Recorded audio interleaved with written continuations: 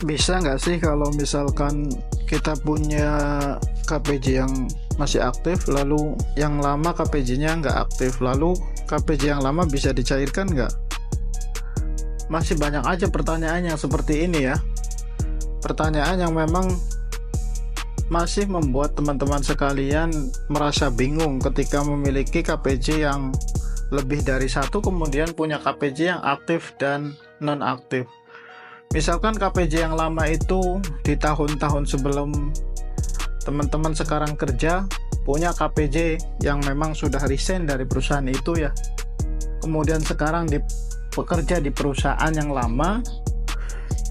Ketika kita ingin klaim, itu adalah ada beberapa syarat yang teman-teman mesti penuhi syarat-syarat tersebut.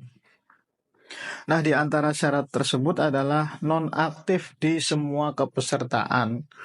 Jadi pastikan seluruh nomor KPJ yang teman-teman punya ya, kalau misalkan teman-teman punya nomor KPJ-nya 2, itu dua-duanya harus nonaktif. 3 sama, tiga-tiganya harus nonaktif. 4 juga sama, semuanya nonaktif, tidak ada toleransi. Mau mencairkan misalkan ini yang ujung ini yang terbaru masih aktif baru bekerja, tiganya ini sudah nonaktif semua karena kerja di tahun-tahun yang sebelumnya. Itu tidak bisa dicairkan yang tiganya karena sudah sistem dari BPJS itu menentukan bahwasanya ketika kita mau melakukan pengajuan klaim JHT, teman-teman harus statusnya itu nonaktif di semua kepesertaan. Karena apa? Kepesertaan ini memang terkait dengan nomor induk kependudukan ya, NIK kita. NIK yang kita punya ini nanti ngelink ke semua KPJ. Jadi kalau teman-teman coba-coba mau klaim JHT di baik itu di lapak asik atau langsung on the spot ya atau ke JMO, pasti dia akan tidak akan bisa untuk klaim di channel manapun, di kanal manapun tidak akan bisa. Karena itu sudah merupakan sistem yang sudah ditetapkan oleh BPJS Ketenagakerjaan. Ketika teman-teman semua ngotot mau mencairkan 3 ya nggak bisa. Kalau misalkan 4 punyanya yang ini sudah nonaktif, yang ini masih aktif, kemudian tiganya masih sudah nonaktif semua, itu tidak akan bisa teman-teman.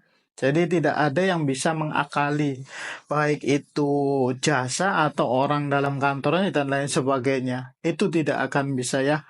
Jadi buat teman-teman sekalian yang punya lebih dari satu kepesertaan, kemudian nomor KPJ-nya itu ada yang aktif dan non-aktif, pertanyaan yang klasik yang memang selalu dibahas dan selalu menjadi pertanyaan besar teman-teman sekalian, apakah bisa KPJ yang lama itu bisa dicairkan?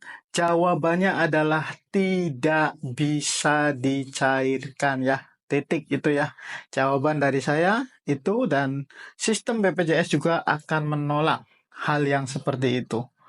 Baik, terima kasih. Mudah-mudahan bisa mencerahkan teman-teman sekalian yang masih kebingungan untuk bagaimana kalau punya KPJ lebih dari satu, kemudian satu aktif, satunya lagi tidak aktif. Terima kasih. Assalamualaikum warahmatullahi wabarakatuh.